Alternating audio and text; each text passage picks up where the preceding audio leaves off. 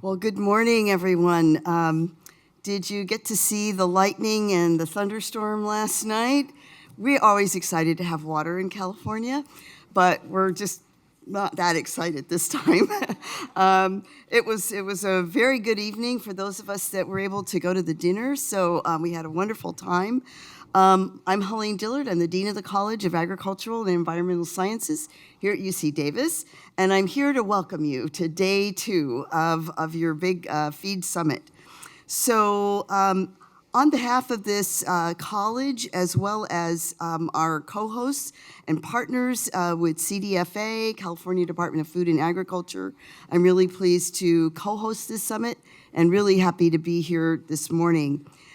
You heard from Secretary Ross yesterday, and I'd also like to recognize Undersecretary Birdsong if she's here. I know she's coming, but maybe not quite here just yet. Okay. But Undersecretary Birdsong is actually the reason that we're here today. She visited our campus last fall, and she wanted to learn more about animal science research that we were doing here and to tour our facilities that make our research and teaching possible. And at the end of her visit, in conversation with Executive Associate Dean Anita Oberbauer, they hatched a vision for the event that you're attending today.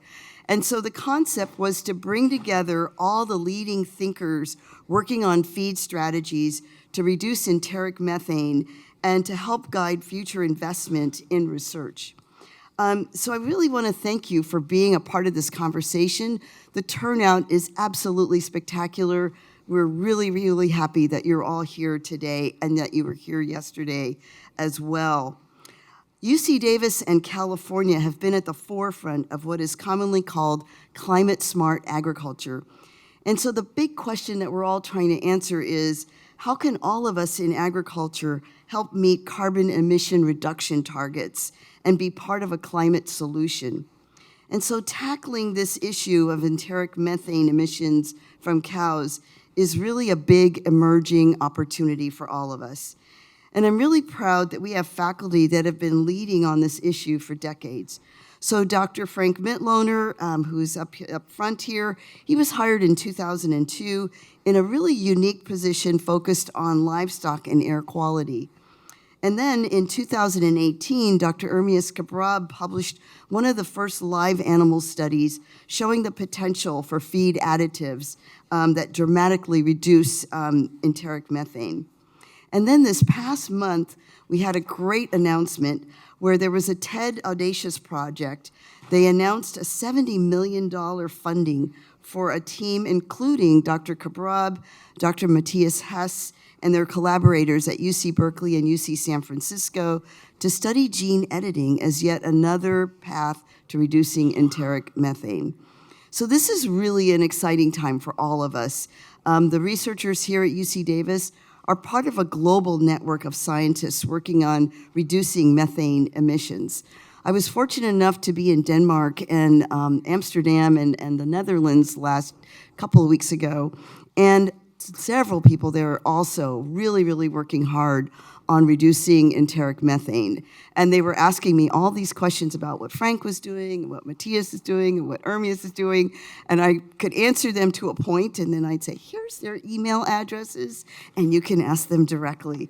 But we're really excited about all the research that's going on and being a part of this global network.